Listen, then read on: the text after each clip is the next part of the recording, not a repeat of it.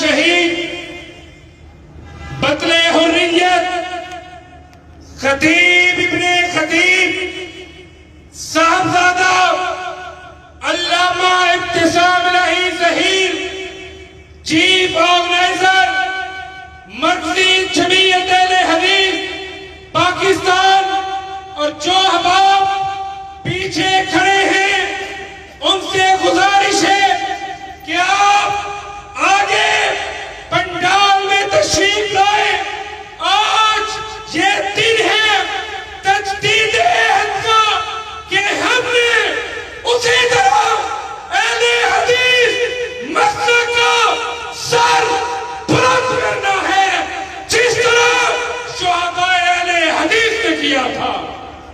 تشریف لاتے ہیں صاحبزادہ علامہ ابتسام الہی ظہیر۔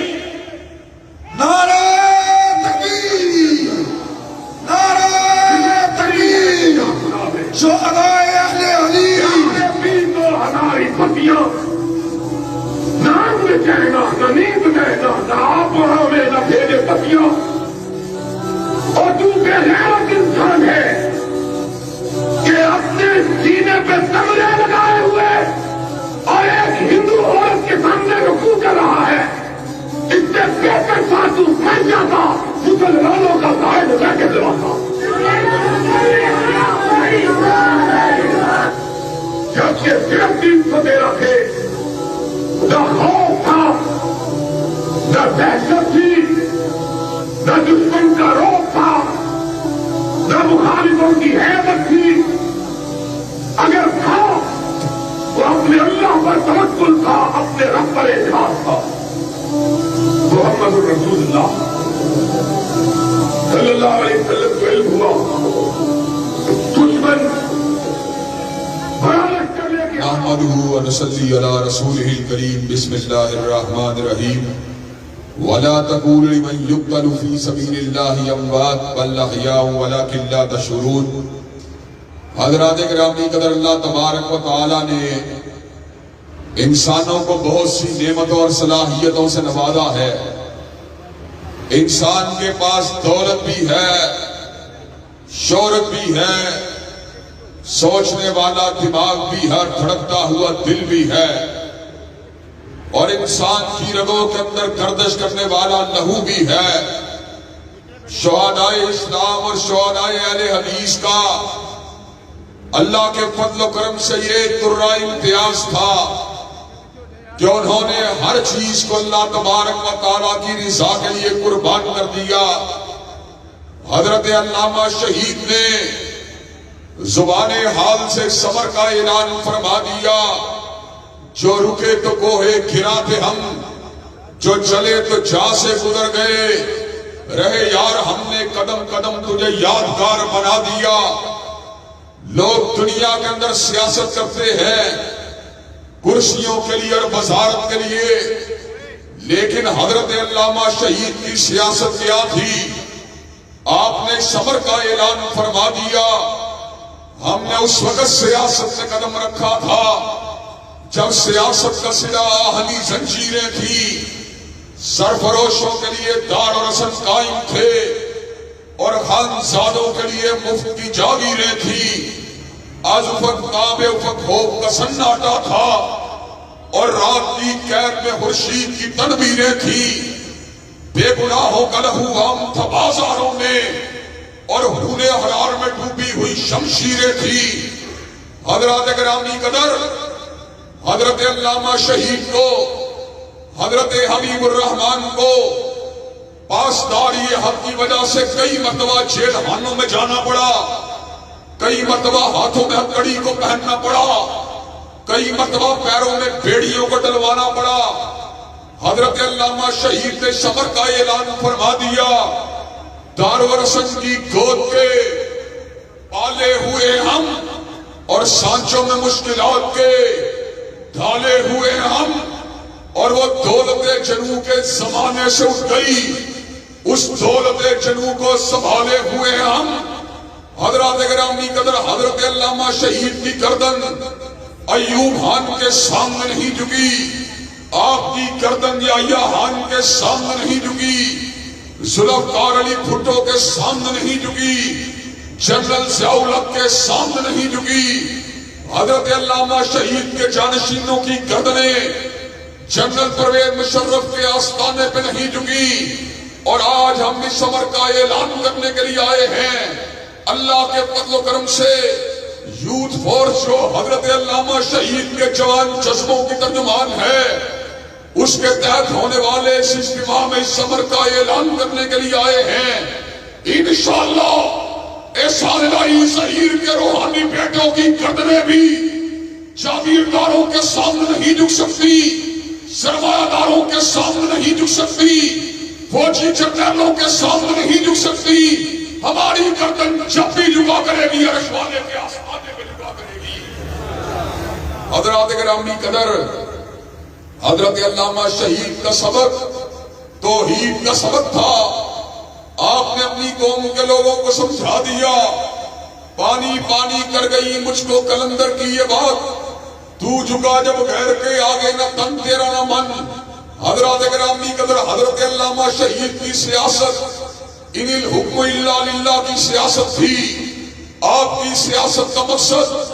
ملک کے اندر اللہ تبارک و تعالیٰ کی حاکمیت اور اس کے قوانین کا نفاذ تھا۔ منٹو پارک اور اقبال پارک اور مینار پاکستان حضرت علامہ شہید کی ہدایت کا گواہ ہے۔ حضرت علامہ شہید نے بادشاہی مسجد کے سائے تلے کھلے ہوئے بد کرداری کے اڈوں کے حوالے سے صبر کا اعلان فرما دیا کہ آج بادشاہی مسجد کے میناروں سے سسکیوں کی آوازیں آ رہی ہیں، بادشاہی مسجد کے مینار رو رہے ہیں، اس لیے کہ ان میناروں کے نیچے بد کرداری کے اڈے کھلے ہوئے ہیں۔ حضرت علامہ شہید کی زندگی کا مقصد اللہ تبارک و تعالیٰ کی توحید کے ابلاغ اور اس کی حاکمیت کے قیام کے ساتھ ساتھ حضرت رسول اللہ صلی اللہ علیہ وسلم کی محبت، آپ کی ناموس اور آپ کی ختم نبوت کا فروغ تھا۔ آپ نے دفاع ختم نبوت کے لیے خطبات کو ارشاد فرما دیا، ریلیوں جلسوں جلوسوں کے ساتھ خطاب فرما دیا۔ آپ نے اپنے قلم کو چلا دیا اور ختم نبوت کے ڈاکوؤں کے مقابلے کے اوپر کبھی القادیانیہ کو تحریر فرما کر، کبھی البابیہ اور کبھی البہائیہ کو تحریر فرما کر، اور کبھی مرزائیت اور اسلام کو تحریر فرما کر اس بات کو واضح کر دیا جب تک احسان الہی ظہیر زندہ ہے ختم نبوت کے ڈاکوؤں کا مقابلہ کرتا رہے گا۔ آج ان کے بیٹے اس مقام پہ کھڑے ہو کر اس سفر کا اعلان کرنے کے لیے آئے ہیں۔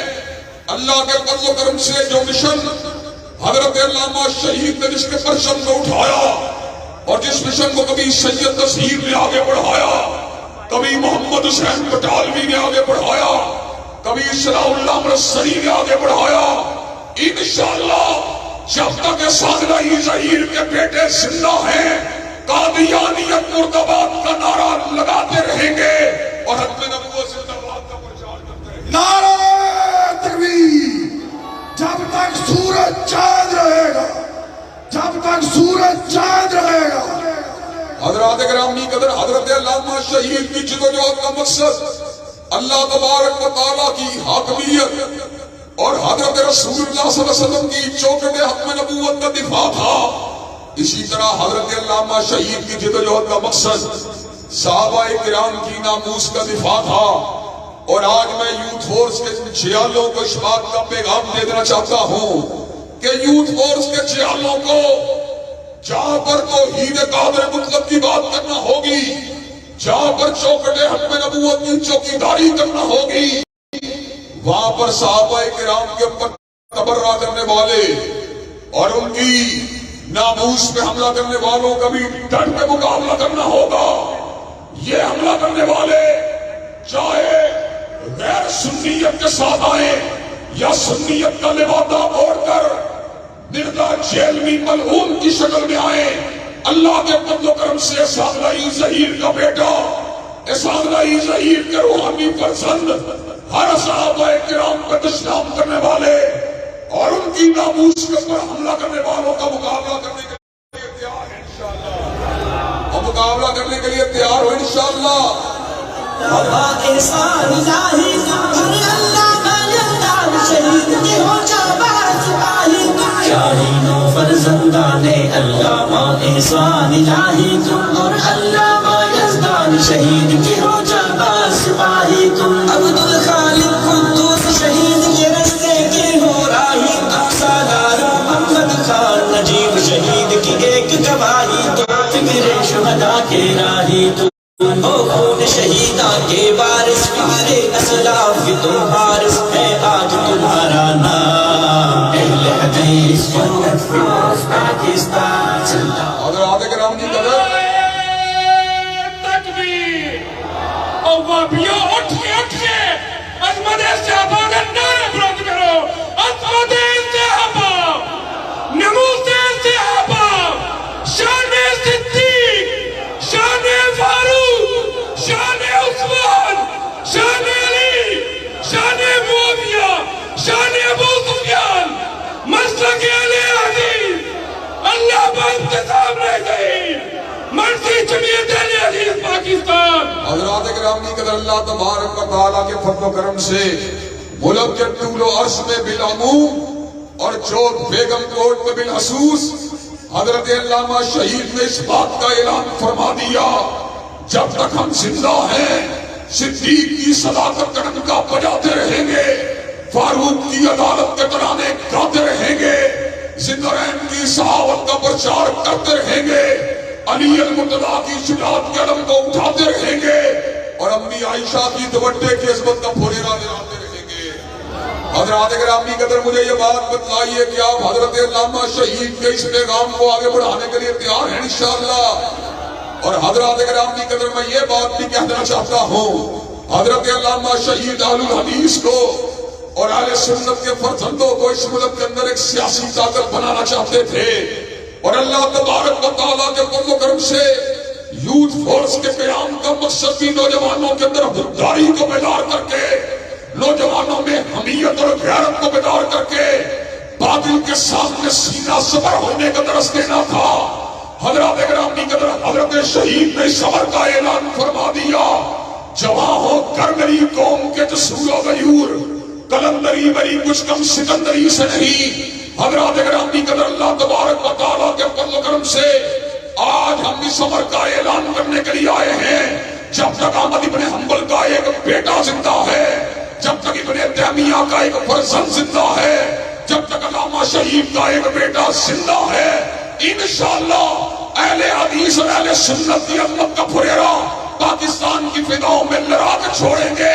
اور سیکولرزم کو انشاءاللہ اس ملک کے اندر دفن کر کے چھوڑیں گے حضرات گرامی کے ٹرانسجینڈر بل ہو یا فلم جوائے لینڈ ہو یا فحاشی اور یعنی میں اپنی عورت مارچ ہو